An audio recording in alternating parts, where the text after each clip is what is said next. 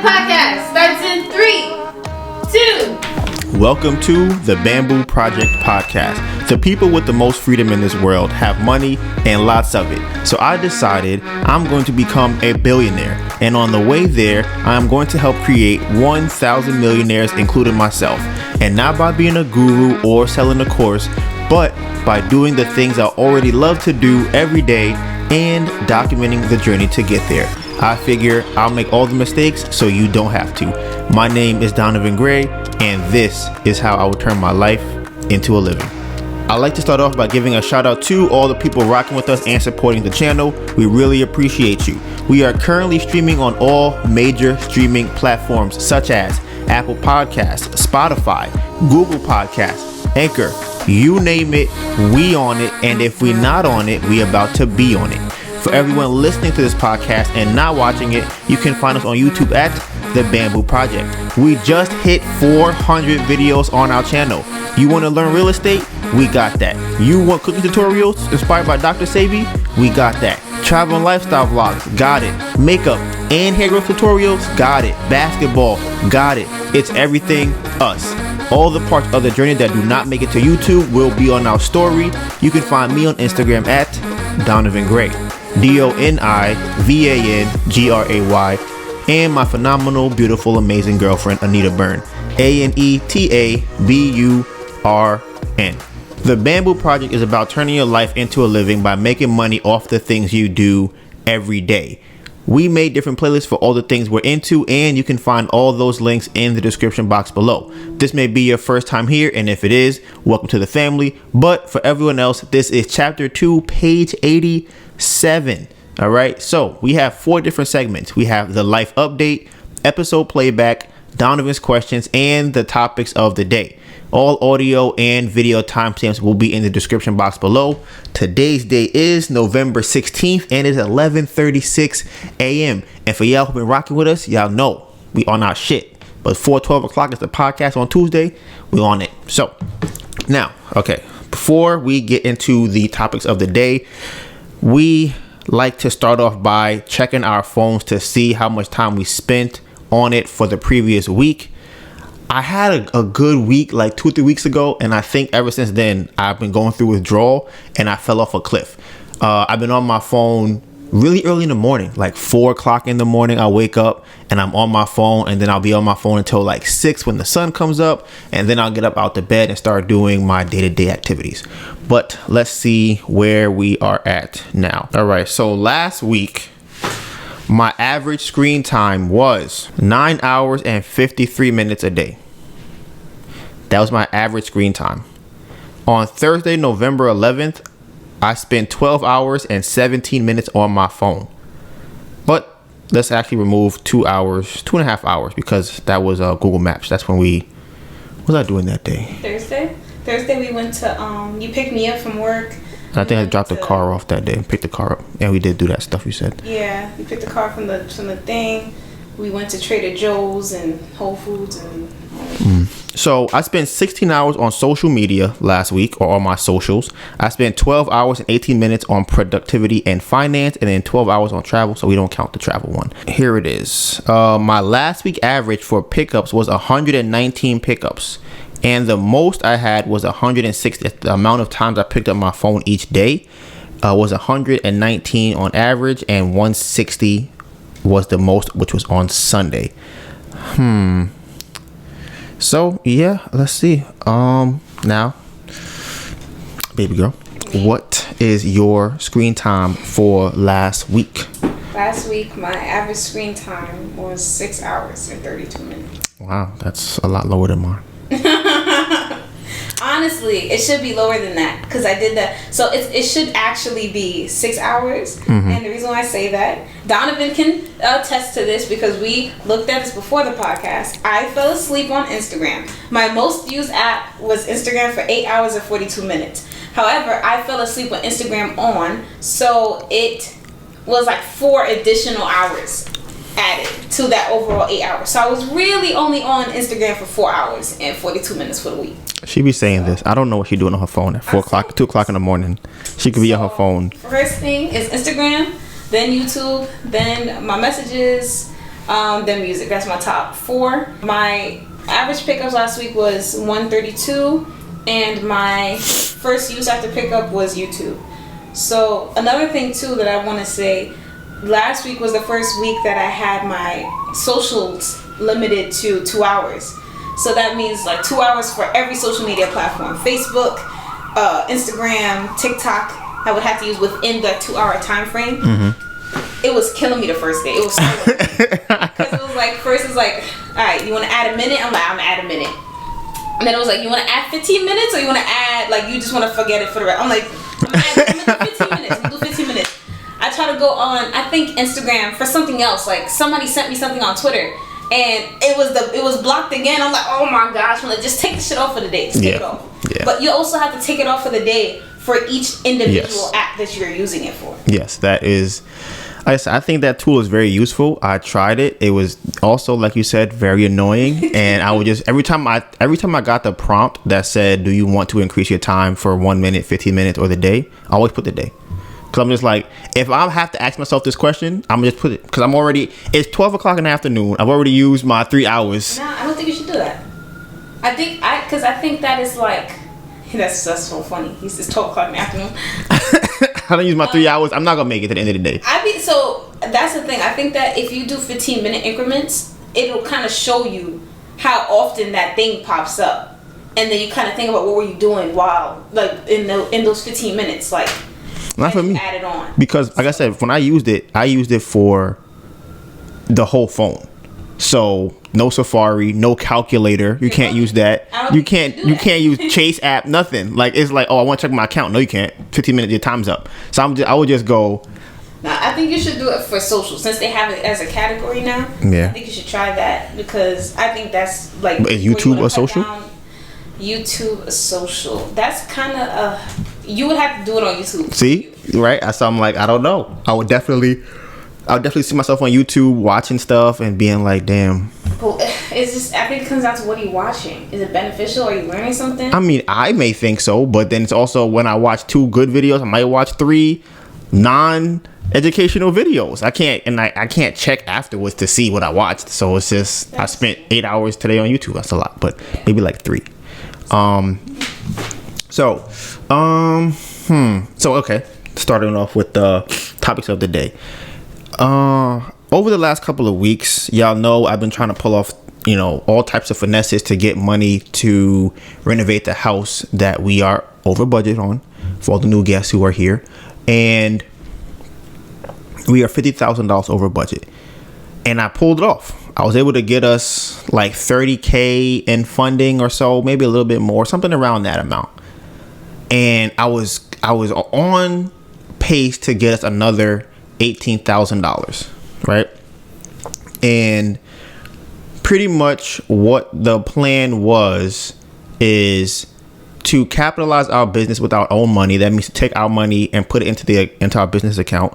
And then when the lenders see the income, they'll go, oh, okay, you made X amount of dollars last month. We'll loan you, 80% of that or 110% of whatever you made last month.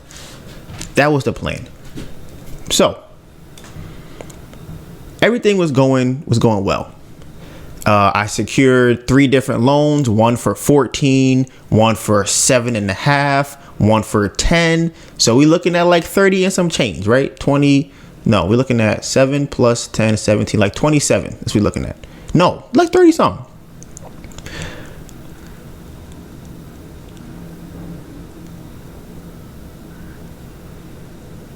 When you go and apply for loans, a lot of time they'll ask you, what industry are you in, when it's a business loan? And as I've been learning about credit over the last year, as y'all know, I had that whole fiasco in the beginning of the year, trying to get my credit up, which I think is also crazy because that was definitely a part of this year, trying to figure out why that guy is not getting us our credit. Oh, I'm going to get you a proof of $50,000 and $75,000 and $90,000. And then I tried to talk to him and he's telling me, oh, my team didn't do what they're supposed to do. They don't have the right information. Oh, I'm so sorry. I'll give you half your money back. Right. So during that whole process of learning about credit, I learned that there are different industries that lenders deem to be risky. And I think it's very funny or ironic because at one point, real estate was not one of those industries. As we all know, there was a whole market crash back in 2008, I believe it was. And I think since then is when they start to decide, oh, real estate is actually a risky industry. So now lenders are very hesitant on lending money to real estate investors or real estate business people or real estate industry. So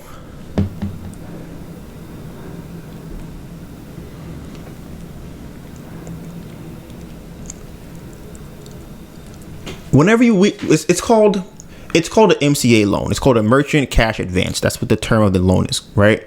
And that pretty much means, like I said, they will loan you an advance on whatever you make for that month or the last 3 months when they check your statement. So these people are like loan sharks. I guess maybe that's the term. I don't know. I just know they're very desperate. I don't know how they get paid yet. I'm gonna look into that because I went on a website. I think it might have been Lending Home or Lending Tree or even Credit Karma has one too, where you go, oh, you've been approved for $20,000, and I go, oh, really? Or let me rephrase that. They will say you have outstanding approval odds for $15,000, and I'm like, really? I do? Okay, let me go look into that. I want to get $15,000. That would be nice. So I go and I apply for the $15,000. As soon as I apply for this loan, this happens multiple times I've seen. My phone starts blowing up. My emails start going crazy. People saying, hey, you want some money? Hey, hi, what's going on? I know you said you want to get $15,000. We want to get you some money for your business. Hey, we know right now will be the best time for you to get some money. Hey, we know that you could use an extra $10,000. Just email us back and let us know what we could do for you. Fill out this application and then submit to us to your bank statements and we will get you funded. Right? I'm talking about once you press apply, it just starts going crazy. So after that, it gets worse because at first it's only a couple of text messages, then it'll be an email here or there, a couple emails. But after that, it's phone is ringing and ringing and ringing. It's almost like spam. They're just calling you to try to get you these loans. Why? Because these loans are very, very risky loans. Like, you have to pay back every single day on the loan. If you get a good loan, you might be able to pay back every week. But if you're starting out, they probably won't do that. And the more you borrow from them, they may allow you to pay back at the end of the month. So, like I said, they're very thirsty to give you loans. So I was able to secure the first amount, which was the 14. Actually, it was 21, but they made me pay off the first loan I had with the money they gave me. So I only got 14 out of the 21. But that wasn't enough for me. I need to get more to do what we're trying to do. So, like I said, they keep calling me. So I'm thinking to myself, if you're going to keep calling me, I'll take all the money you're going to give me. If you're going to give me 5 here, 10 there, 20 there, 15 here, I'll take everything. And I'll figure out the rest later. But I need the money now. So let's figure something out today. So I'm trying to finesse it because one thing I've learned is this. Once one of the lenders see that you have a loan out with somebody else, another MCA lender, that is when they will go, oh, we don't really want to give you any money. We feel like you might be over leveraged or have borrowed too much. And you are a lot riskier than we thought originally. We don't really want to take second position on this. We want to be the only person that's lending you money. They can tell this by looking at your bank statements. So I figured, okay, if I can get another loan before it reports on my bank statement, then I will be able to secure more funding. I'm like, okay, that's the only problem I have to worry about. I'm thinking as long as I can get the application through fast enough and the process started fast enough, they can fund me the same day or next day, and I'll have 3 or 4 different people lending me money at the same time. So I got the 14 on, let's say, a Monday. I got the 10 on like a Wednesday, and the 7,500 came in on a Thursday. Now that same Wednesday, I was in talks with another lender who has said, hey, you know what? We can get you $18,000. And I was like, oh, that's amazing. Like, yeah, I don't even know, because they don't know I just got the other 17.5. They don't know about that. They only know about the first 14.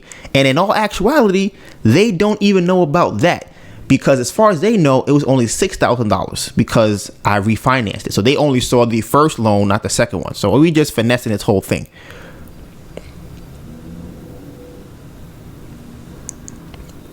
So they have this process where they have an interview portion of it. First, they will say, okay, you have to submit your bank statements. You also have to submit your last 3. They'll say you also have to send us your driver's license, and you also have to fill out or send us a voided check. Okay, that's simple enough. And then for the most part, it's about 99% approval, seems like, once you get to that step or through that process. And then you have an interview. I've done about 2 or 3 of these. I actually had one interview where the person said, I was going to just get a text message that said, hey, you've been funded, respond with yes, and the money will be deposited in your account. That one was simple. And the other ones kind of just go, hey, you know, what's your business like? What do you do? How does it work? That's usually the standard interview process. I'm like, all right, once I've already got through the whole first process, everything's going to be good. So I get they have like a person who's assigned to your account. So the guy from that company, might have been LendingTree, I believe, maybe. He calls me. He's like, hey, you're going to get a call from these people. You know, they're going to ask about your business. Just tell them what you do. I said, okay, cool. I get the phone call, right? Very standard again. Hey, how you doing? My name is John Joe. What's your name? Oh, what kind of business do you have? Now, as I said earlier, real estate is a very risky business to lenders. So I never say that I am flipping a house. I never say that I'm buying and holding real estate. I try to stay away from those things. So normally what I'll say is consulting or marketing. I'm a marketing agent or consulting agent for real estate. Now, for the most part, it's worked pretty well for me, right? But this time it didn't really work out that well. So the guy asked me more questions about it. He's like, okay, you know, so what do you mean by you wholesale property? Like it says here, you're a wholesaler. What does that mean? Most people have no idea what wholesaling is. And that's pretty much getting a property under contract without buying the property and then finding somebody else to buy that contract from you for a fee. Let's say $20,000, $10,000, $80,000, whatever the number is that they want to pay.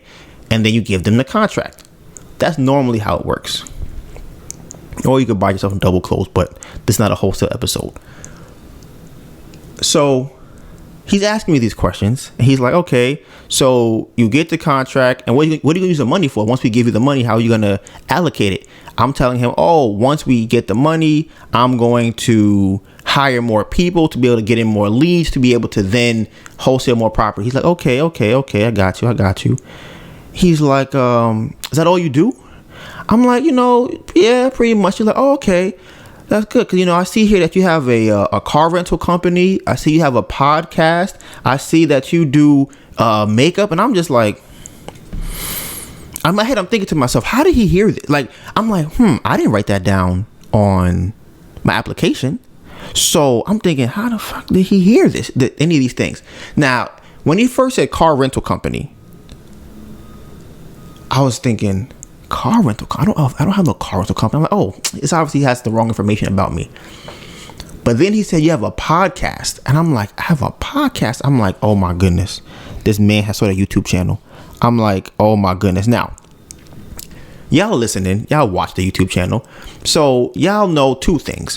One, I try to be as transparent and open as possible with what my content is. I want to be what our life and what we're going through, because I think that's the best way for somebody else to be able to make a decision on their life. If I give you exactly what we're going through, you can decide, A, I want to do it because I think I could do it, or B, I want to change a little bit and do something a little bit differently, right? So I think you should have the full context to be able to make a decision for yourself. Also, y'all know how YouTube works. The titles are supposed to be captivating and inviting, right? So we don't use any clickbait, right? But what I make sure I do put in the titles is exactly what we're going through. So you can imagine how from the outside looking in, our YouTube channel probably looks very wild to anybody that wants to loan us any money. Okay, so we have some titles on our YouTube channel. Okay, some of them say just lost 3 Airbnbs. Some of them say we're $50,000 over budget for the property. Some of them say I just finessed a lender for $21,000. If you really want to go back to them, some of them even talk about what was that title? It was my boyfriend thinks I should stop masturbating. I think that was one title. So there's a lot of different titles. Getting evicted. That's another one. Wholesaling a property because we're getting evicted. We're about to be evicted. Just escaped eviction. Our unemployment ended. Now, these are not the kind of things you want to see for somebody you're loaning money to, right? Especially when they tell you that they're making X amount of dollars a month, and when they tell you that they're not doing real estate, even though they're still in the real estate industry. So he's like, okay, you know, everything seems good. That sounds great. I'll talk to you later. I'm like, all right. He said, you'll be funded tomorrow. So I'm like, this is great. I'm excited. So the account manager emails me the next day, right? I'll put it on the screen. I don't remember exactly what it said, word for word, but it was something to the effect of this. So we talked to Donivan on the phone, and basically he does real estate. He says he's a wholesaler, but he does house flips. And we can tell by the video that says, my first house flip. Right?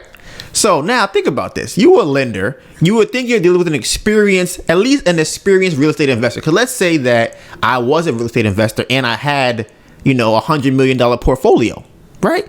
And he saw, hey, my channel's about real estate. He wouldn't be as apprehensive about loaning the money. But when you see a young man and a young woman who are talking about their first house flip and how terrible it's going, you go, I don't think I want to do that. And then I thought it was kind of funny too, because he said, hey, it's essentially house flipping. And I'm like, I tried to explain my hardest to the guy that it's not house flipping on the phone, but obviously to no avail. He thought that I buy and flip houses, which I don't necessarily do because I haven't done one yet, but we did buy a house that we want to keep. So technically we don't flip houses. But in the email, it also said that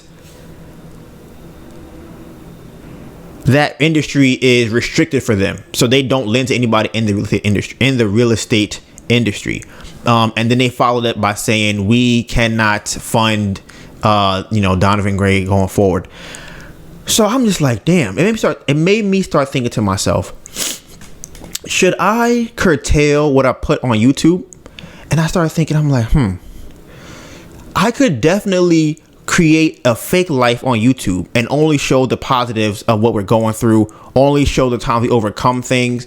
And I think a lot of people would watch it. And I also think situations where I could use my YouTube channel for leverage to somebody else, like this situation, I could have said, hey, look at me. I do real estate. Look at my YouTube channel. Give me some money. And it might work.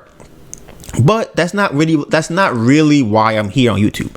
One of the reasons, like I said earlier, is I want to lay out the full context of what it is to either, do Turo, to go through, try and do Airbnb, to have a YouTube channel, to try and flip a house, to do all of these things.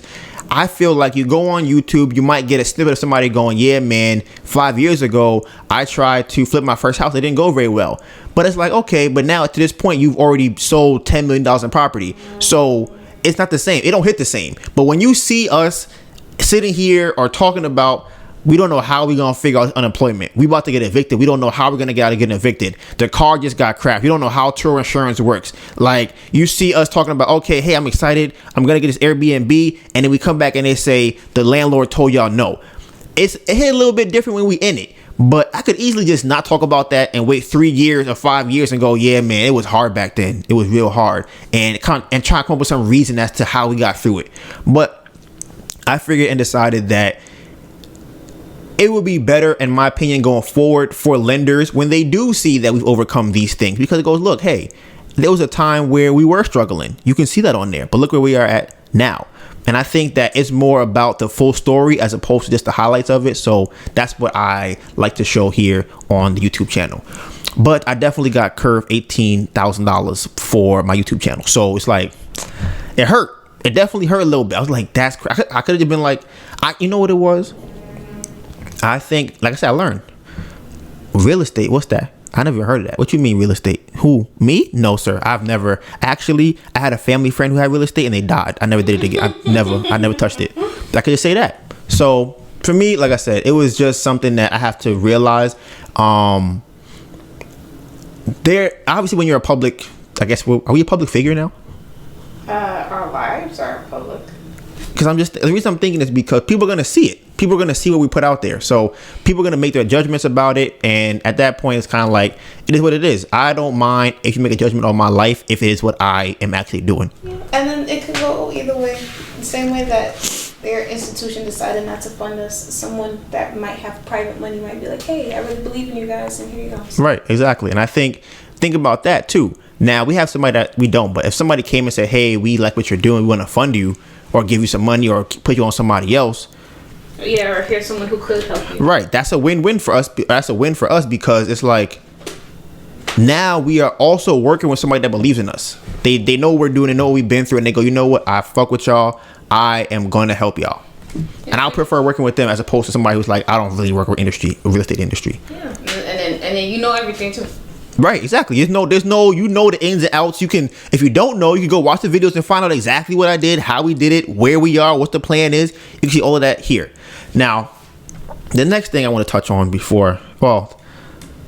the next thing that I wanted to get to is, as y'all see, actually, before I get to that, so over the last couple of days, I was going through the YouTube analytics, right? And this is something that I am still kind of surprised about. Like, I'm a little surprised. Over the last couple of weeks, months or so, I've been mostly just posting the podcast. Every here and there, Melissa and I will, post like a non-podcast video. We've been doing a lot of stuff over the last couple of months. So you could understand my bewilderment. Let's go with that word. Yeah. I was bewildered when I saw that the majority of the podcast listeners are women. It's so crazy. I was just looking at it and I was like, wow. Now, talking about women crazy. Listen, I love women. I love my woman and I love women.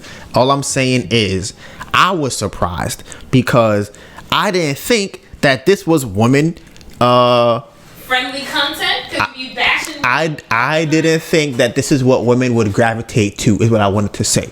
But shout out to y'all. Listen, I fuck with y'all. And obviously, y'all fuck with the podcast. And like I said, it's close. It's not like it's like 70-30. It's like 52-48 or like 55.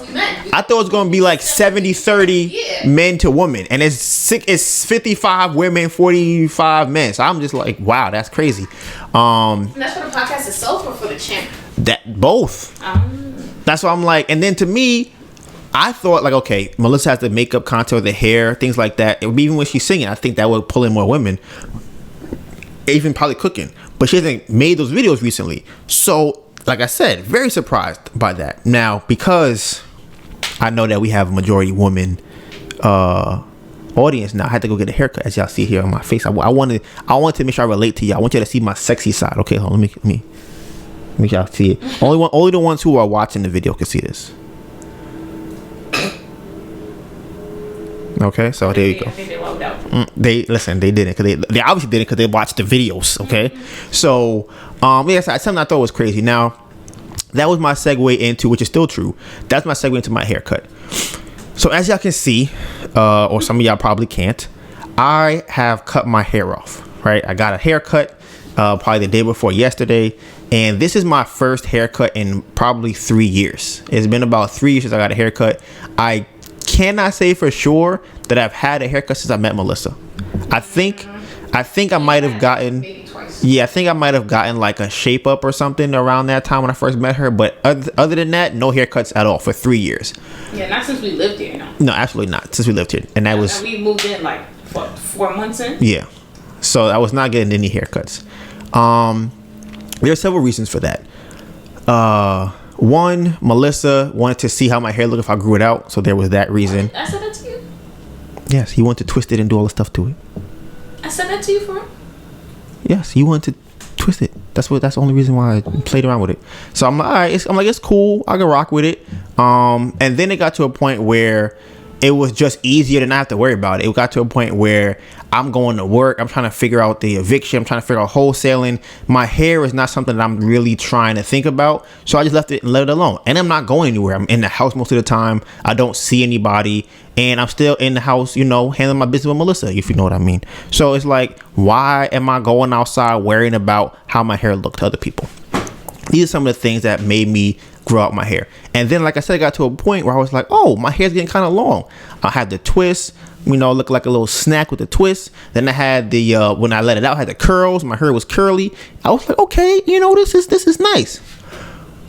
So recently, probably over the last I'll say maybe month and a half or so, I've been thinking to myself about my hair. And I was just thinking, I don't want to have to think about it. Like, my hair is not something that I want to have to think about. And there was a time where I did not have to think about it. But then it switched, because now my hair got to a point where I have to think about it. I go, okay, am I going to wash it? Do I have to condition it? Where am I going to go? Is it going to be dried out? How am I going to twist it? Am I going to braid it? What am I going to do with it? If I go outside, it's going to look crazy. I get off my bike. Now my hair is all looking wild. And I'm just like, I need to do something about this. Like, I need to make a decision about my hair, because I don't think at this point it is beneficial for where we are at in our life. And I think it's the time that it would take to now manage my hair is not worth it.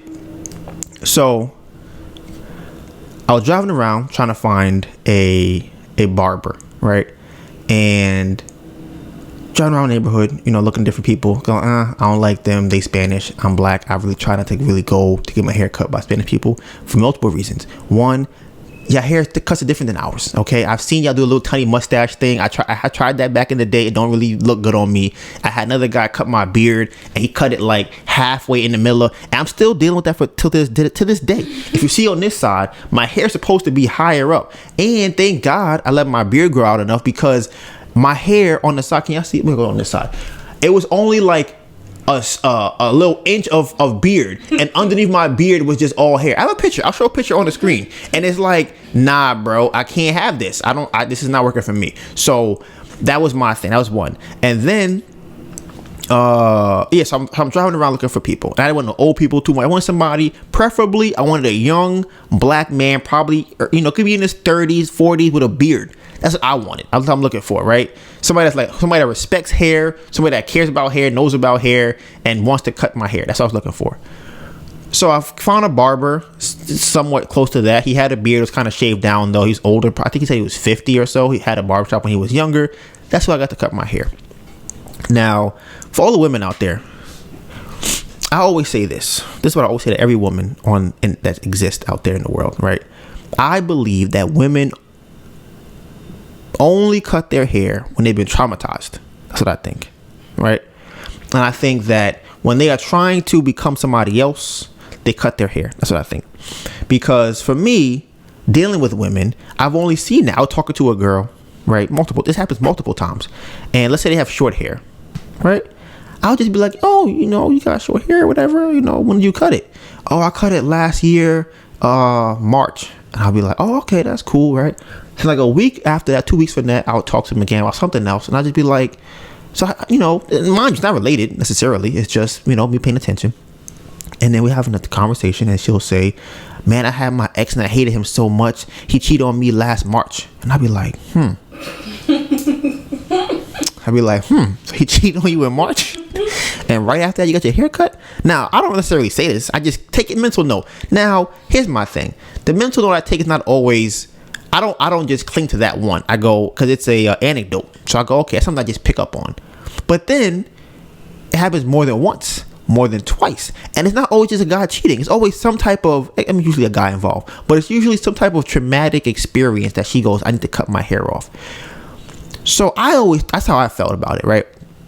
Now, I was wondering to myself, when I decided to cut my hair, have I been traumatized by something? I'm like, is something traumatizing me that makes me want to cut my hair? So I'm in a chair, sitting there, right? And I'm like, I'm looking at myself in the mirror. I'm just like, wow, I'm going to cut my hair off. And I felt a little bit of pain in my chest, a little bit, right? A little bit of water in my eyes. I'm like, this is me. This is my hair. I've grown it for so long. I'm like, do I really want to cut my hair off? I'm like, is it worth it? You about to cry? No, I'm not about to cry. I just got, I feel it too. no, my goodness. No way about to cry. I got salt in my eyes. I didn't wash my face. It's dirt. That's what it is. I got some dirt in my eyes. So It only makes it worse when I do that. Can you give me like a moist paper towel? Yeah, that shit always makes it worse when it happens. I think you shouldn't use the inside of your shirt because salt ain't body. Oh, that makes sense. I always do the inside of my shirt because I feel like the outside's gonna be dirty. Bruh.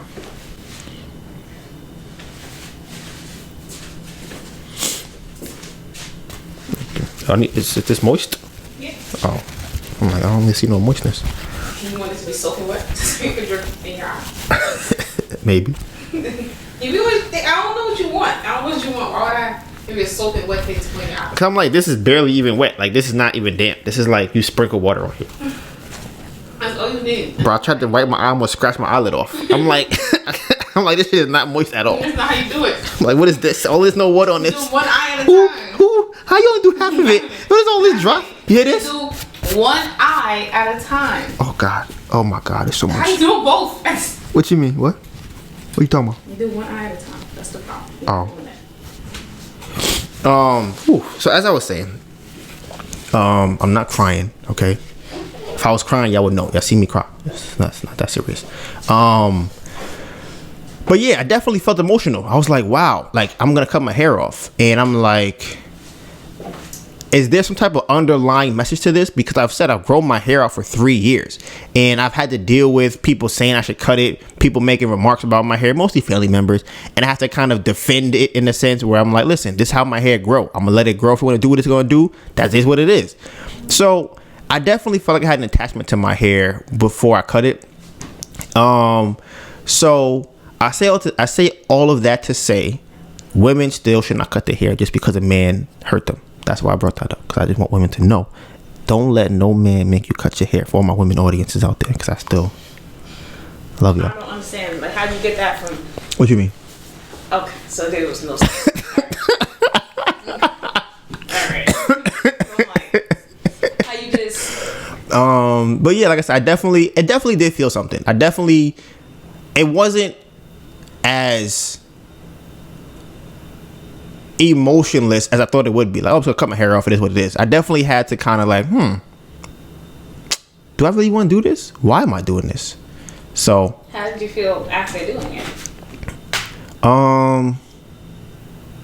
I still don't think it's settled in, really. Like, and that's another thing too. I feel like it's almost similar to being fat and then being skinny, but you still feel like you're fat. I feel like because I went through so much with my hair, I don't necessarily feel like I don't have the hair. Maybe this is what transgenderism feels like. I think I know what transgenders feel like.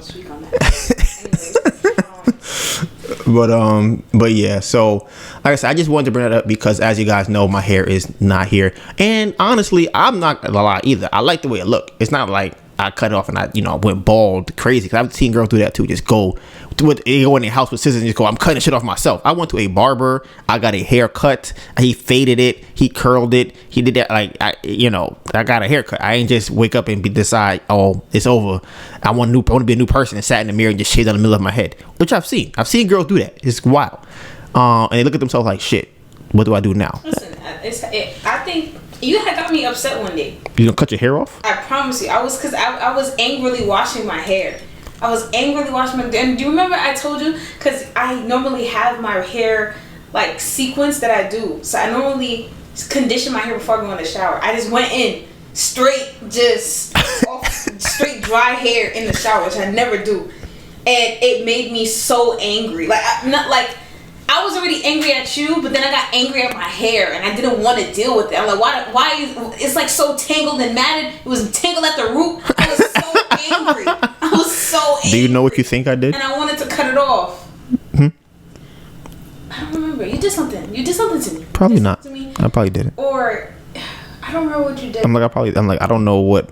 I don't remember what you did. It was like last month, so I don't remember what you did. But I know I was mad at you, and that's why I went to take a shower, because I did not want to be around you. And I was like, I'm gonna just wash my hair while I'm in here. And then I almost chopped my head off while I was in the bathroom. Last month, what? Anything happened last month? Was it cat related, food related, cleaning related?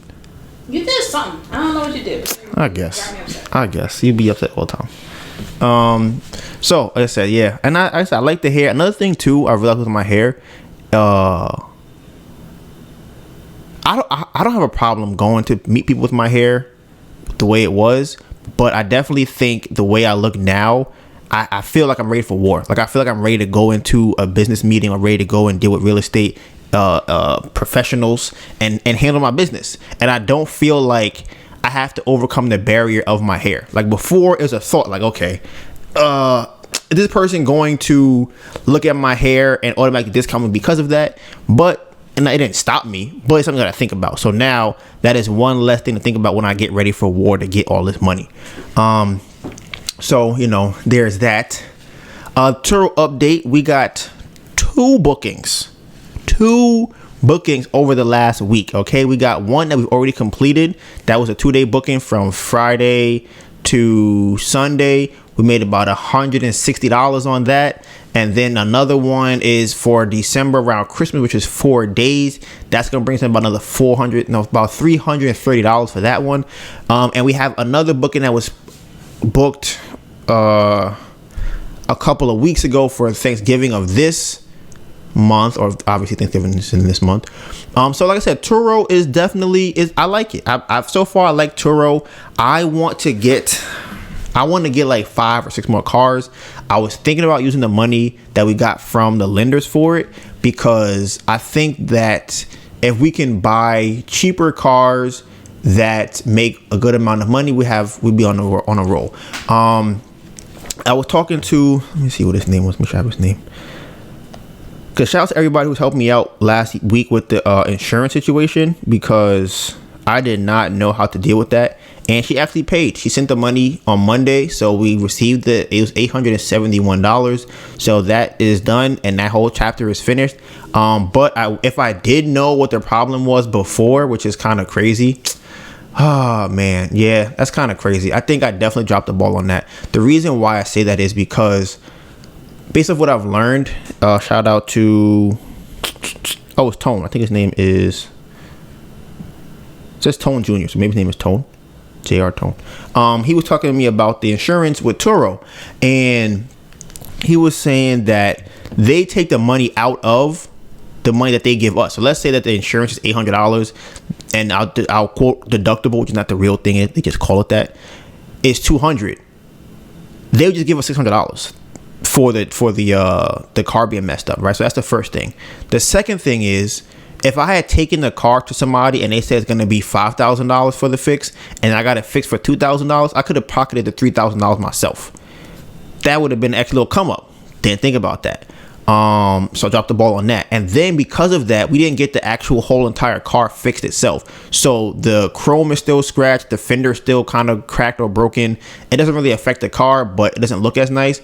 But knowing, if I knew what I know now back then, I could have just had somebody fix all of that and made money on top of that. So that's something that I'm going to have to, obviously, we're going to apply going forward. And I also been doing like Turo videos lately, right? And trying to figure out what's the best market or how to research cars in different markets. And I was talking to Tone on Instagram about this, and he was saying that he has a car that is $200. He said, I don't even know if I told you this.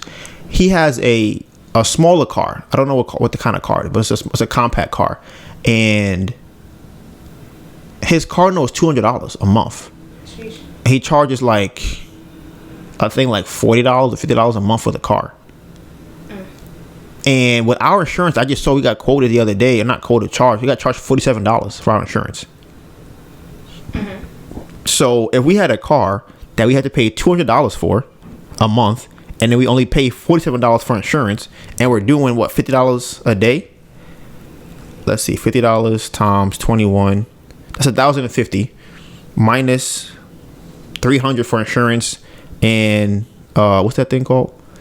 The car note. Mm-hmm. Then times 75%, we're bringing home $500, $562 off of a car that we could charge $50 for. Wait, do you know the make and model of the car he had? He had a Malibu. Mm-hmm. He said he's gonna change the price to $70 to $90 because it's about to start snowing. So I just assumed he was charging $50, huh? Mm-hmm. Yeah. So I assumed he was charging $50, but yeah, man. Yeah.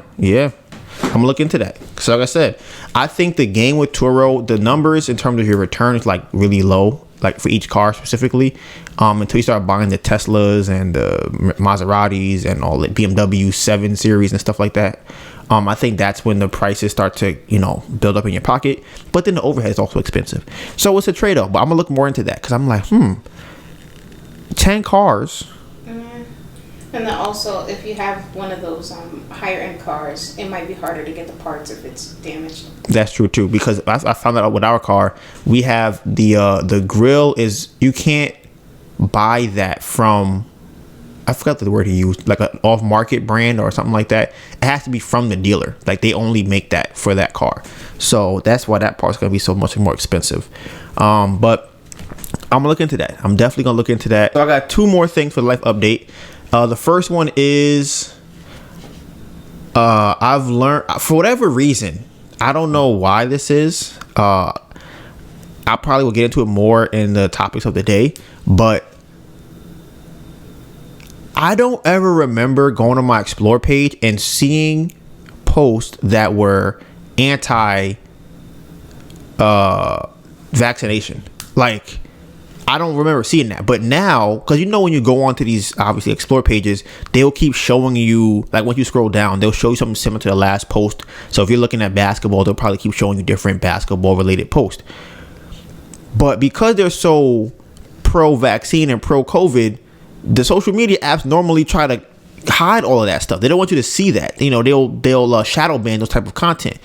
But for whatever reason, they've been showing me more content that's like, look at why the vaccine is not good for you. Look at why COVID is this, and look at this study from this person, and look at this doctor that said that, and watch this video and read this article. And I'm just like, this is crazy to me. Like I said, I've never seen that. So I'm gonna get into more as to why I think that going down the line when I get to the topics of the day. But that's something I definitely seen. I'm curious if anybody else has seen that at all. You have any theories on that? Not really, but I do think that's crazy. Right? Yeah. Because I'm like, they would even, if you even have COVID-19 just as a word, bruh.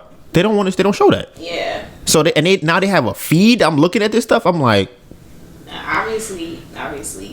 Yeah. So that was strange to me. And then the last thing for life update is a wholesale deal. So y'all know that I've been wholesaling or getting back into wholesaling.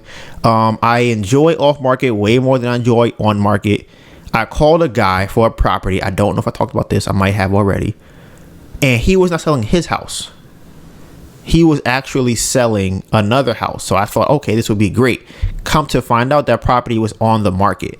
So here we are back in the on-market deal again.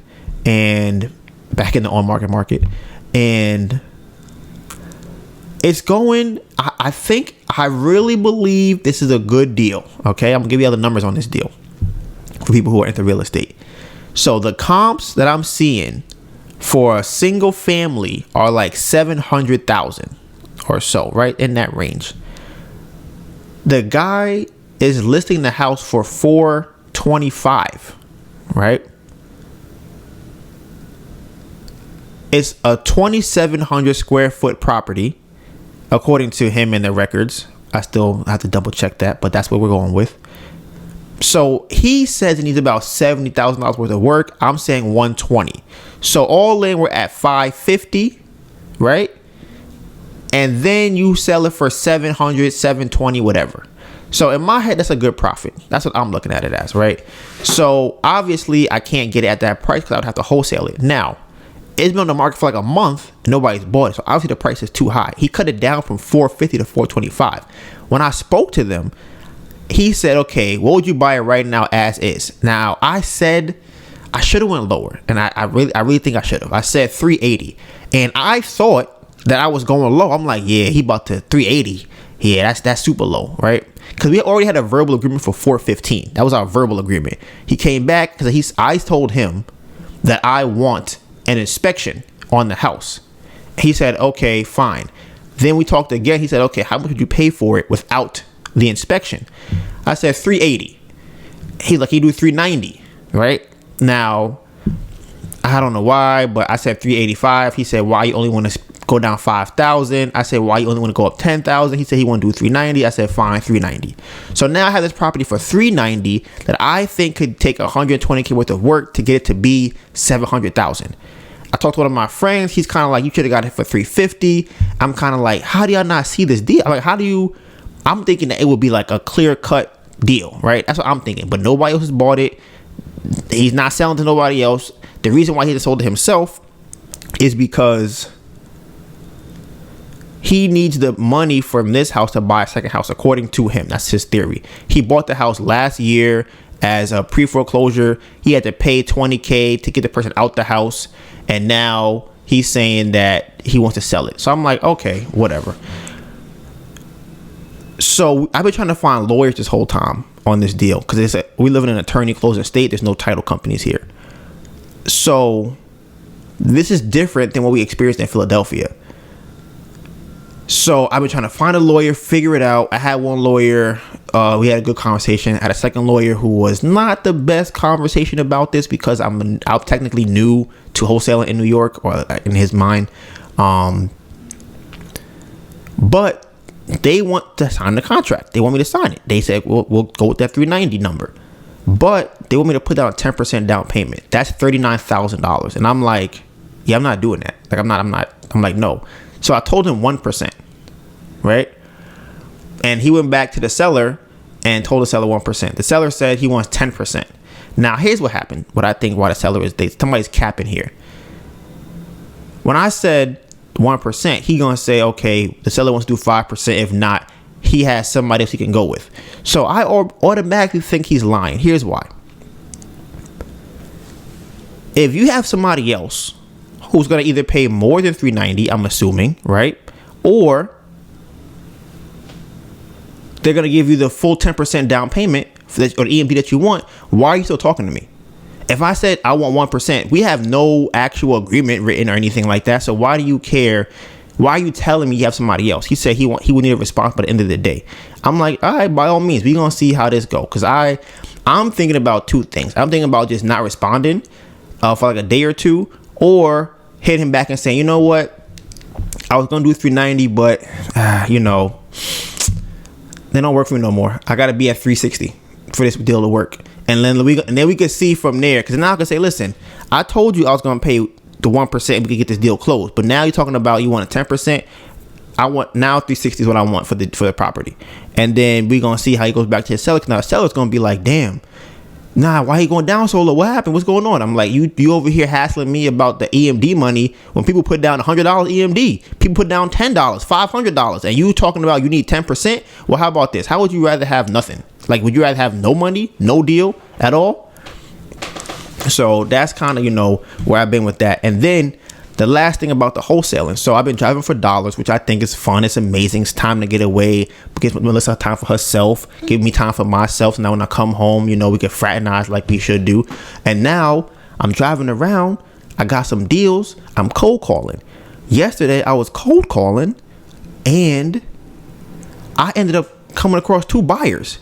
Now one of them has an interest in this property that I'm talking about, this property that we're having this conversation about. So I'm like, damn, if he wants to buy it, mind you, he builds properties from the ground up.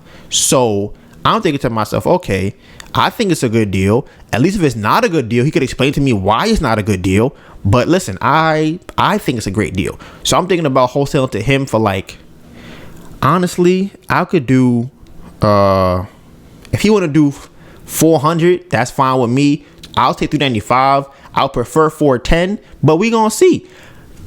Listen, we gonna see. I personally feel like it's a good deal. So if I had the money, I would buy it myself, but I don't have the money to buy it. So here we are.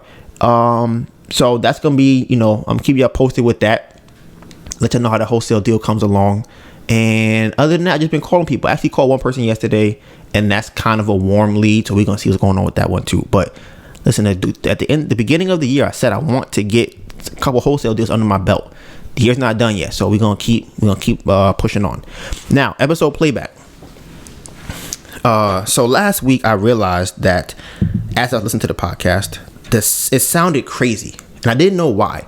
I thought it's because I was too far from the mic, but that's not what it was. The problem was it was on the wrong setting. Okay, so I'm gonna change the setting right now. Y'all can hear the difference. All right, here we go. This is what it sounds like right now, and last week it sounded like this.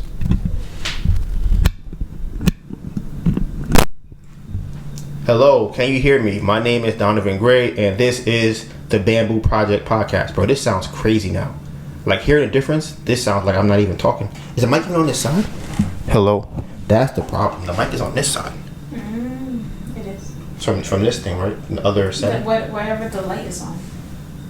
That's either way. That's not the front of the mic, but the setting that you normally put it on, it's both sides. Yeah. So it doesn't matter. Bruh, that's crazy. Yeah. So technically, it should have been like this. Let me see how this sounds now when I talk on the thing. Hello. Let me see. I don't know what this setting does. I think the setting is like for groups. It's supposed to like block out everything else and focus only on you. This one? Mm-hmm. The first setting, right?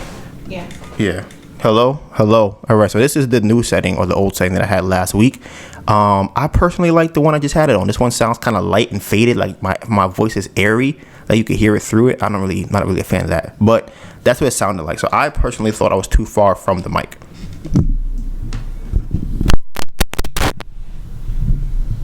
Hello. Now we are back to regular programming. So that was that. So also last week, the podcast got flagged on YouTube. And I'm like, for what? Like, I didn't have no crazy conversations. I didn't say nothing crazy in the first 30 seconds of the video. I'm thinking to myself, what could possibly have gotten this flag? So I was checking. I'm deleting stuff, trying to see what's going on. Nothing happened. So as I said, you know what? Forget it. I'm just going to post it regardless of whatever it is. It's not going to get monetized. Fine. It's cool. Just don't put up on YouTube. So as I posted it, the check went, the yellow mark went away and it was fine. I didn't change anything. It just uploaded it and it was fine. So that was kind of crazy. But in the process of doing that and trying to figure out what was the actual issue, I actually cut the music out. So the music got cut off too early. It was not fading out when I wanted it to. That was a whole thing. It was very cringy to me to listen to that podcast. I tried today. I didn't get all the way through it. I'm like, the sound is bothering me. I couldn't. They say that it's actually better to have good audio and bad visuals if you're making a podcast or doing any type of video work. Because at least you know what I'm saying. Like, imagine you just see me on the screen, nothing. You just can't tell what I'm saying, don't know the language, the words is all messed up, you hear the background. It was just craziness. So that's something else. I think during the car crash story, I don't think that my energy was where it was supposed to be for that story. I think that I don't think the climax or the conclusion was the way it was supposed to be. So that's something I have to work on, but I could have just been tired, but that is something I have to remember too. And I was talking about, do people work for money? Right. And I just think it's this profound thought I was having last week. The question I was asking was, do you work to get money, or do you do things that will earn you money? Okay. And if your answer to that is yes, then are you working for the money? Is the money your boss? Is that your reward? Because here's the other thing too. I feel like a lot of people only do jobs for the money, right? So you're technically working for that person. That person's employing you. So like I said, this is something I've just been thinking about. Like, damn, this shit really crazy. If I was a rapper, I would definitely put that in some bars. Like, do you work for money, or do you work for money? Right? But it'll go over your head because it'd be too smooth. But yeah, so that's pretty much it for episode playback. Now I'm gonna get on to the topics. Oh no, Donovan's questions. So Melissa and I've been having a conversation lately. Now, another thing is too, with Donovan's questions, I usually just ask the question. I don't really go into it, but I think I'm gonna change that up, because I think before, the reason why I wouldn't ask or go into the question was because I didn't want to persuade anybody to think a certain thing. But I think by me talking about it, it allows people to then interpret it how they may agree or disagree with what I'm saying. That's what I think. So if I say, hey, like, here's a question that we had. What should you do first when starting a business? You want to start a business? What is the first thing you do? This came from a TikTok that Melissa was watching on TikTok, or video she was watching on TikTok. And the girl said, have the right mindset. Now, me personally, yes, I understand how approaching things from the right perspective is good. However, I'm really tired of the mindset talk. Like I said, it has value. I get it. But I really think that is a currency for gurus to use to get you to buy certain things, because they tell you if you're not where you want to be, it's your mindset. It's your mindset. When it's like, is it really your mindset? I don't know. Like I said, it's hard to say, but I definitely think they leverage that to get more money out of you. However, Melissa and I had this conversation. She said, what do I think it is? Now, I said, I think that if you want to start a business, the first thing you should do is get the information. That's what I said, right? And Melissa said, the first thing you should do is get money. That's what she said. So we've been going back and forth about this, right? Now, I also been going back and forth because I was on the fence. I understand both sides, right? Melissa feels like you should get money. You want to explain why you should get money? Yeah, sure. You want to come on a podcast? Hello. Okay, so can you explain why you feel like getting money is the first thing you should do as you start a business? Okay, so the way that I see it is that, like, the reason why I think getting money is the first thing is because if you have the information and no money, it's going to be very hard to apply it. And then you don't even need to have all the money that you need for whatever it is that you're trying to start. But, like, let's say your goal is to save $2,000 or even $1,000. Like, once you find the thing that you want to do after you have that kind of seed money, you can then move from there. Whether that's buying the products that you need, buying what you need to make a product, or maybe buying a course or whatever. Like, you can kind of start. You don't have to get the information and then run around with like a chicken with your head cut off trying to find money. So that's the way that I see it. And I also feel like getting money could be either from your job, maybe you know someone that could give you money, maybe you can save money, like, something. You just figure it out. Just get money somehow. It doesn't have to be from a job. It doesn't have to be finding somebody outside. But I think that would be the place to start. And I say that because I feel like that's where we started. I was working at Starbucks and I had my 401k, so I had like $4,000 in my 401k or my IRA or whatever. And I think Donivan had money too, kind of on the side. So when it came down to buying Jerry Norton's course, you guys see the first video if you want to, the first wholesaling video. When it came down to buying his course, I was able to do that with my money. Like, I was able to cash out some of my stocks and just buy the course and see what happens. And here we are now. So I feel like I wouldn't be able to, take those steps in that succession if I did not have some money to start with. Okay. So that is why Melissa thinks you should get money first. So my reason for saying you should have information first is this. Yes, I should probably turn the gain up a little further back. Is this, right? I feel like it's a lot easier to get money once you have the information. So I always use an example of, let's say, wholesaling as the example, or real estate. If I have the information of being able to find a deal, then it will be easy for me to find somebody to give me money for that deal. I think it's harder to have the money and then get the information to then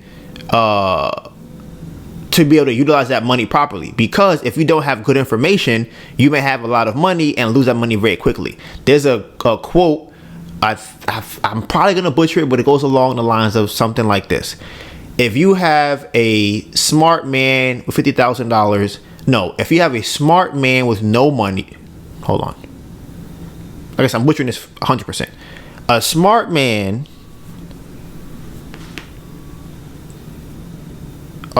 broke man walks into a room with a rich dumb man.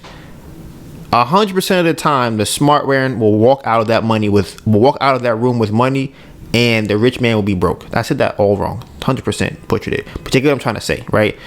If you have a smart man who doesn't have any money and you put him with somebody who doesn't know how to use the money, the smart man will always get that money from him. So I feel like if you have money and don't know how to utilize it, you're going to lose that money. But if I, for example, with real estate, go, okay, I know that if I call at 3:30 on Friday 6 times to this address, I can get a deal. And I got to find somebody to get that deal. I could call somebody up tomorrow. I'll call my buyer. Hey, I found a deal. He'll give me $20,000.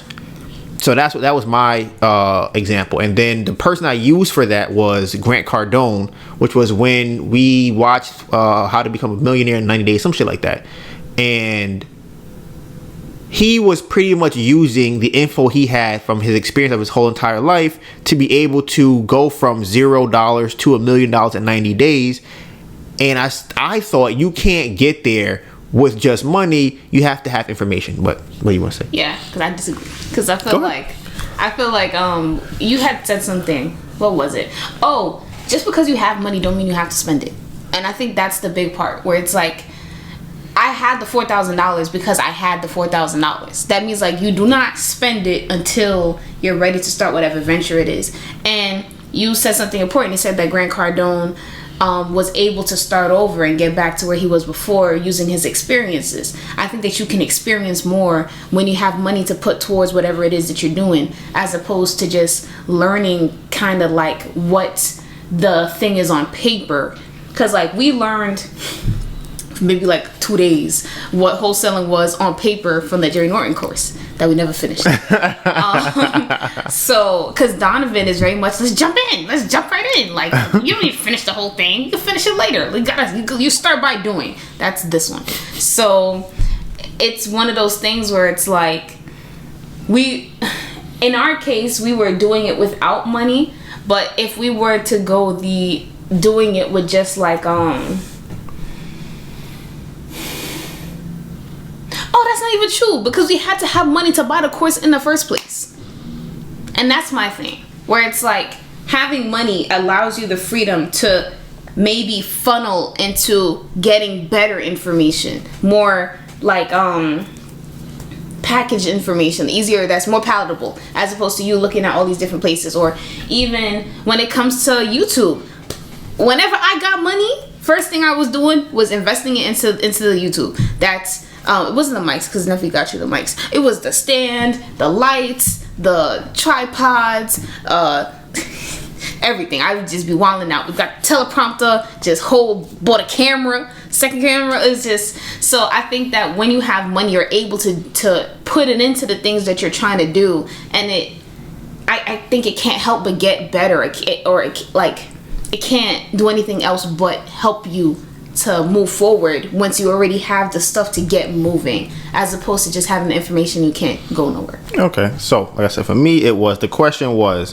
what do you start with? Yeah, the first step. So there you guys go. That's my side, what I think, and that's her side. The question is, if you were going to start a business, or somebody was going to start a business, would you tell them to learn about the business first, or would you tell them go out and get some money first and then learn the business afterwards? Or because I'm like, you don't even need to know what you're gonna use that money for. Just have money. But you spend time. But that's the thing, I'm saying that you would spend that time anyways. You're gonna have to spend it now or spend it later. You might as well spend it now, so at least you could get your foot in the door when things start to happen. Should I go get a job today, or should I learn about the craft today? Which one should I do? I don't have no job right now today. Think it depends on where you at. I just told you. If you don't have a job, you might have to figure something out. So do I learn about the thing, or do I go and get a job? I live in my mom's house. Okay. Right? I don't have no job. Okay. I don't have no information.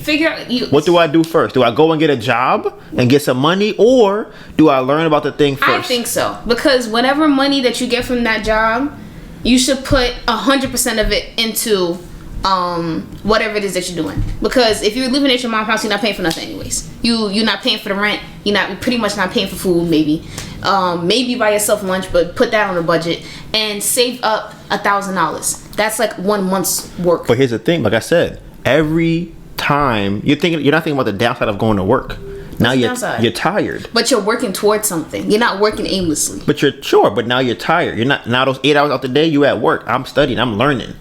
So by the end of this week, and then you're gonna learn, and then be like, damn, if only I had X amount of dollars to just get a camera, or to just set up a website, or to just like, you know what I'm saying? But once I learn it, or to get your LLC. Once I learn it though, right, I can go and get money from somebody else. You have to go now learn it after you just worked. And then once you learn it, you can immediately apply money to your situation. If you need money.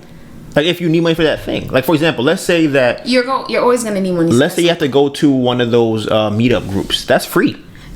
And then, so that's what I'm saying. I think that money can buy you better information, whether that's buying books as opposed to using information that's online, whether that's paying to get into a group as opposed to going to a free group. I think that there's pros and cons for each one. Because yes, you could get information for free. You can always get information for free. But I think that when you pay for information, having that barter, having that trade-off tends to give you a higher quality information like to look at. And I'm not saying courses specifically, but I'm just saying like in general. So that's kind of how I see it. So there you go. You have my side, what I think, and you have Melissa's side, what you think. Now that's Donovan's question. That's a little bit different than what we normally do, but there you go. Donna's question for the day. Okay, so this is something I want to talk about. Since obviously we have learned that a lot of the audience are women. Shout out to y'all, everybody that listens to y'all. I know some of y'all. I know a couple of y'all. Shout out to y'all. A common conversation that Melissa and I have been having lately, and just I've been thinking about, and I've had with somebody else recently, is this: women being submissive, right? Or whatever that term is that you guys know what the word means, and whatever that means to you. That's more or less what the conversation is about. My theory is this: it's not necessarily only mine. I kind of am building off of what I've heard from Kevin Samuels in the past, where if I asked a woman, which I've done recently,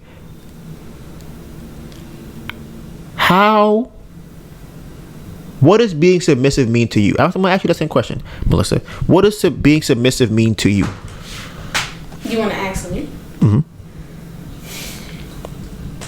don't know. It hurts my soul when I hear it. That's problem number one that we had. But go on. I mean, that's true. It hurts my soul when I hear it, but I know that inherently it's not a bad thing or a good thing. It's kind of just one of those things that it's like either being respectful or being maybe more agreeable. That's one of those. Kind of taking the back seat on things. I think that would be more of a submissive. It's like not in charge. Okay. I don't like none of those words. I hear you. Now, this is one of the reasons why I brought this up. I feel like personally, now, how can I put this? I'm gonna speak candidly. I feel like the problem with black women is not necessarily. Why gotta be black women? I feel like most women feel like that. I'm gonna get to that. I believe that the problem is, and I'm talking about the black women because that's who I represent, black women. No, well, it don't sound good. It sounds like you're saying like it's only a black woman thing when I know it's not. Okay, why do you say it's not? Because that's it. That kind of falls in hand with, in my opinion, like kind of like feminism and stuff like that. So a lot of feminists being black. Okay. It's not a black woman thing. Right. So I have to obviously talk to more people who are not black about this. And this is I'm going to tell you what my theory is. My theory is this. I don't think that a lot of black women have a role model for how to be a submissive woman. Right now, I'm not only putting it on black women.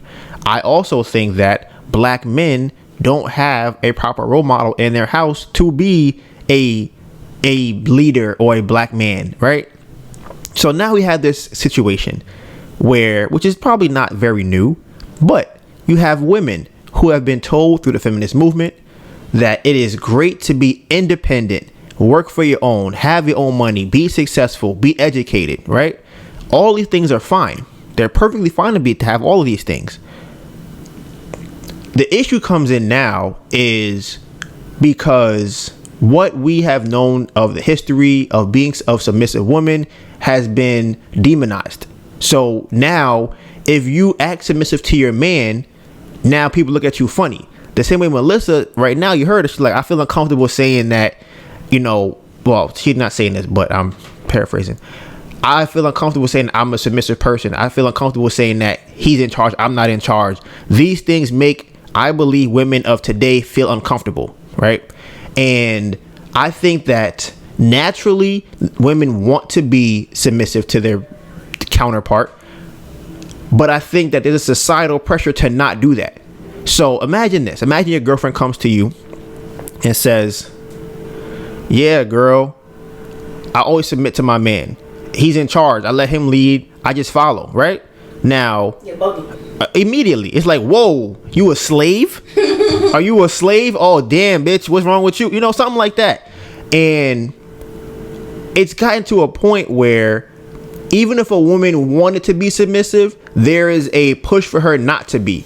Not only is it societal in terms of people look down on it, there's also the push for her to be more independent. So now you have situations where you have a girl who is super independent, right? She has money, she has education, she what's the other thing that women have? Education, money, and something else. It's a third one. Emotional intelligence.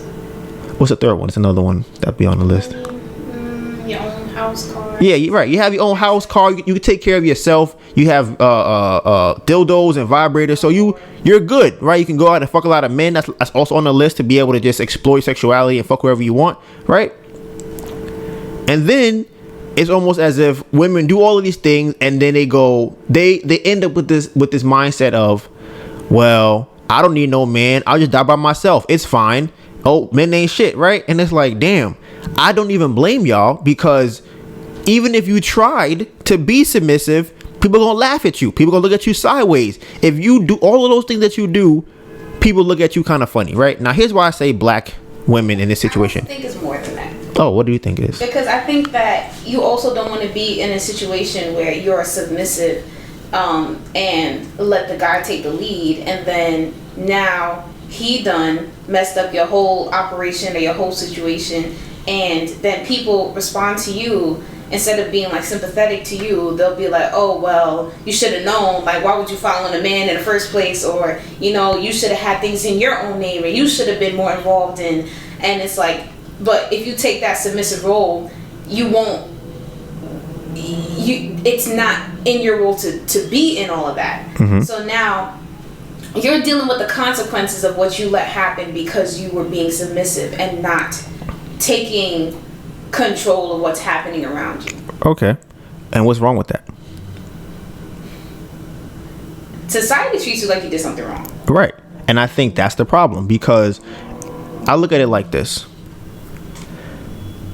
I feel that men and women, but we're talking about women specifically with this exact scenario, if you decide to trust your man and he fucks you over, you should not blame him. Because once you blame him, you are now saying that you are criticizing yourself when you do that. Now you are pretty much saying that you don't know how to trust people, or you shouldn't trust people anymore. And you see that a lot with women, because if I say, okay, you know what, I trust that my car is going to be there tomorrow, and it's not there, right? If I start telling myself, you know what, I think it's going to be there, I don't know, I don't really trust myself to say that it's going to be there, now you have a problem, right? So with women, they don't want to be in a situation, according to what Melissa just said, where they say, I trusted my man. Somebody goes, well, you're dumb for that. And you go, why? Because I trusted the man that I'm with? Should I not trust my man? What should my solution be in that scenario? But it's like, yeah, what is your solution? Like, what you just... Okay, here's the thing. I don't think the alternative makes the girl happy. I don't think her deciding, you know what, I'm not going to trust my man. I'm going to do everything myself. I'm going to get my own job. I'm going to get my own house. I'm going to have everything myself. And I'm going to have a man come in. I'm just going to insert him here to do this thing. I don't think that makes women happy. So that's why I say that it's like, the opposite of that is fine. You take charge. You take charge all you want. You have charge of everything. Where we go, how we get there, where the money goes. And then we'll see if you're happier than a girl that lets her man lead. And usually they're not. But do you want to be at the brunt end of like losing everything? But that's the thing. There's two things with that. There's no guarantee that's going to happen. There's no guarantee that that's what's going to happen. But I think there's more evidence of women trying to be in charge and the man going, yeah, I don't really like that. I think you're going to see more of that than a woman going, I let my man lead and I don't want him to lead me. I don't want to be led by my man. I don't like it. I don't think so. I think inherently they like it, but then when they talk about it, people go, you can't stand up for yourself. It's like, you don't think for yourself?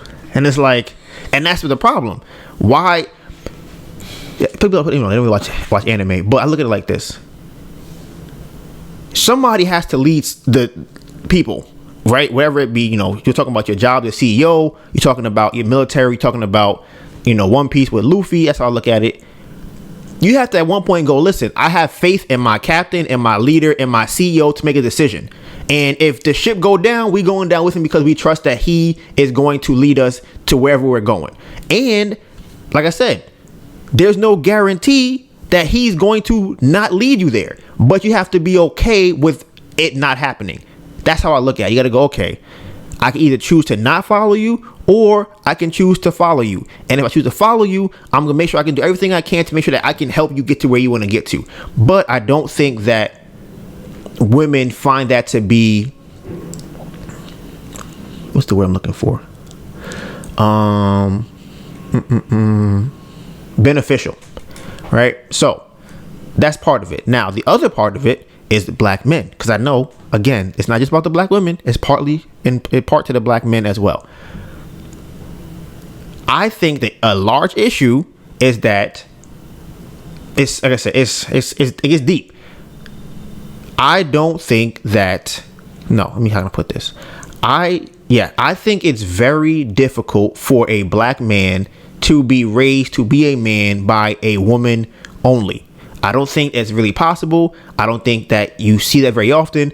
And here's why I think that, right? I was having this conversation with Melissa the other day, and I was asking her, if you look around your family, right, how many men do you see that you can confidently say are in charge of their relationship?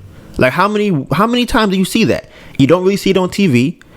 And I think about it in my life. I'm like, okay, the only person that I can think of that was like that was my dad. He's the only person I can think of that I would go, yeah, he was definitely in charge of all the relationships. And it's funny because even talking to my mom now, that's quote unquote one of the reasons why she didn't like him, because he was the one that was in charge of the relationship. So that's what I've seen. That's what I see. I've seen that. But I've also seen everybody else who doesn't really have that, where they're just kind of like, yeah, babe, whatever you want to do, let's do that. Okay, whatever's going on, let's do that. She's screaming and yelling and going crazy, and he's just like, well, that's what she does. You're just gonna go.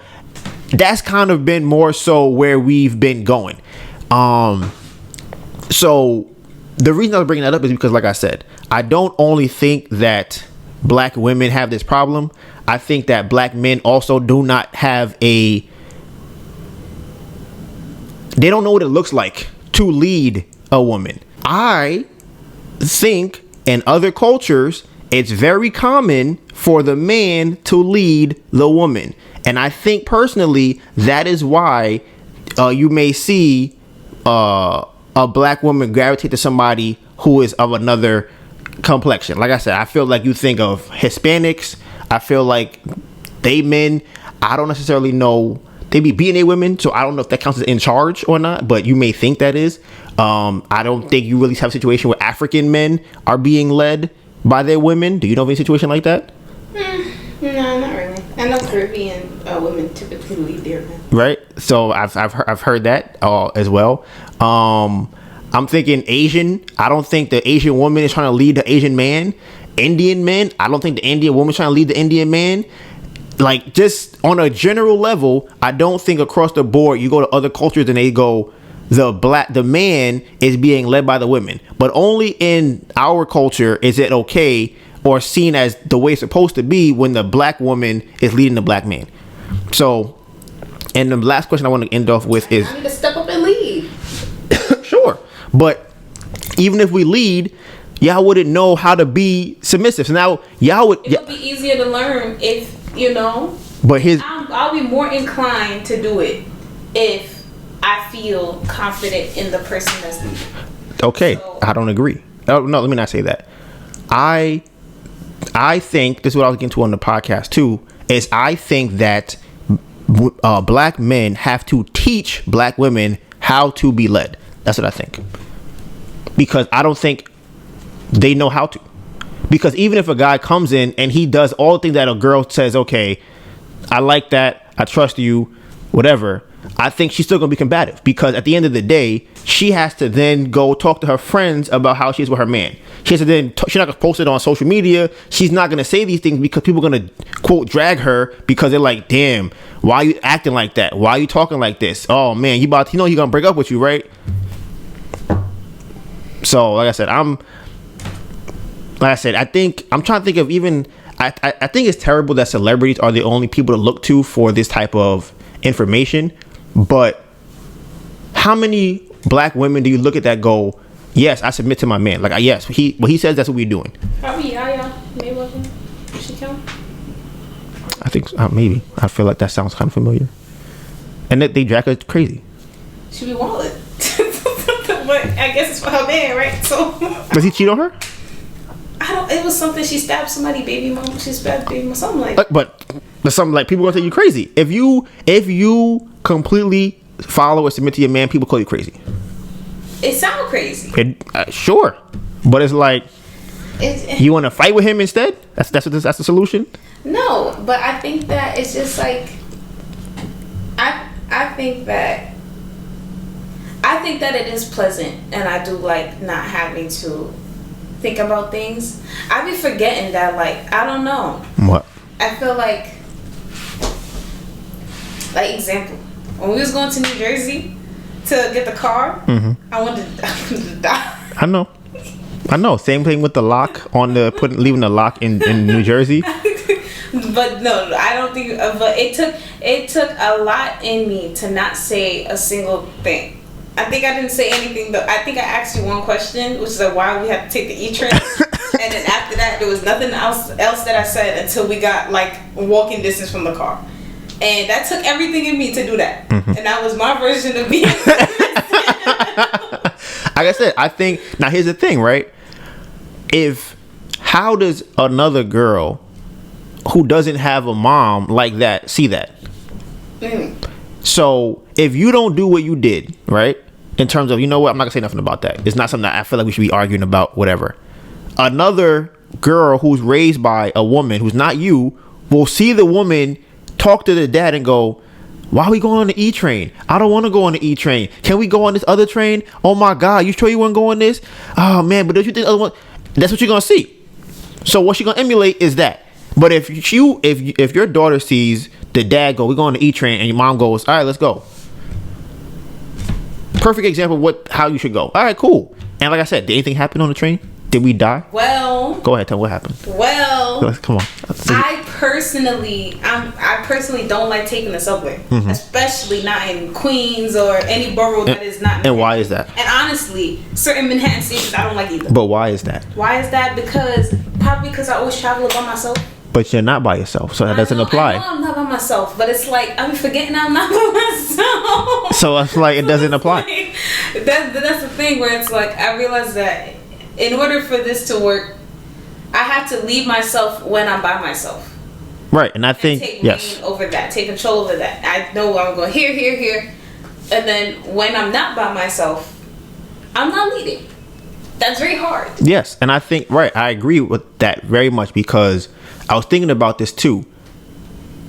I don't think it's a problem for women to lead, but they have to know how to not lead also. So I think what happens is they'll go outside and be the leader at their job, the CEO, the founder of their job, and then come home and think, okay, because I do that at work, I'm gonna do that when I get here too. And it's like, no, leave all of that out there, and when you come in here, you're my woman, and that's what we're gonna do. That's how we're gonna do this when you come in the house.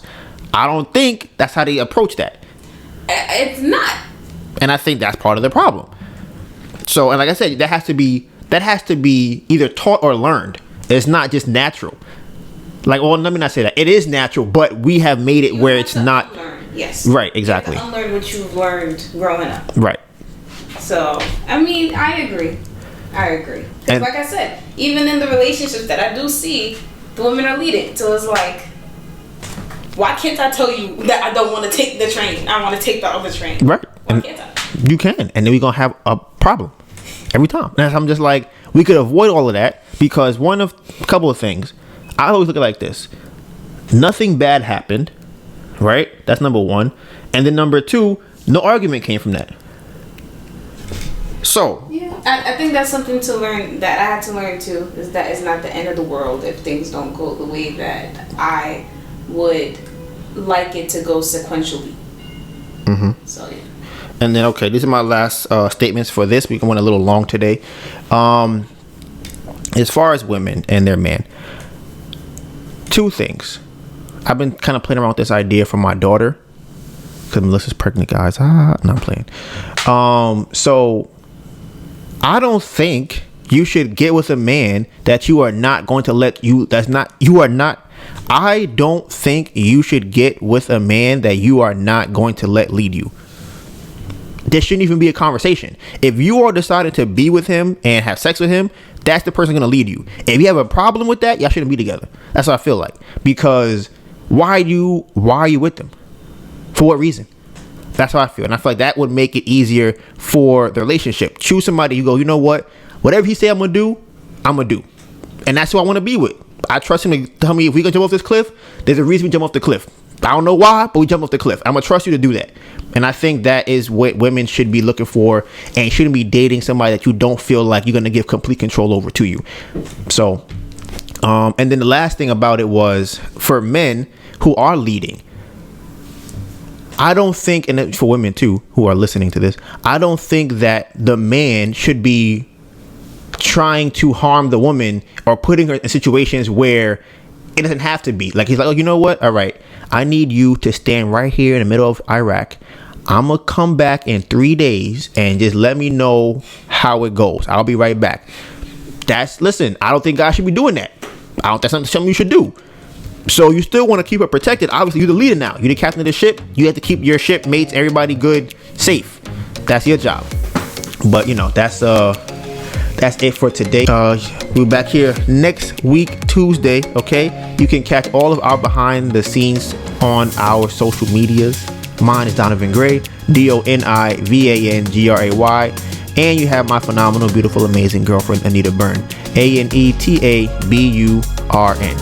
All right, so you know what it is. Hashtag Bamboo Project 2021. We going up all year. You know the vibes.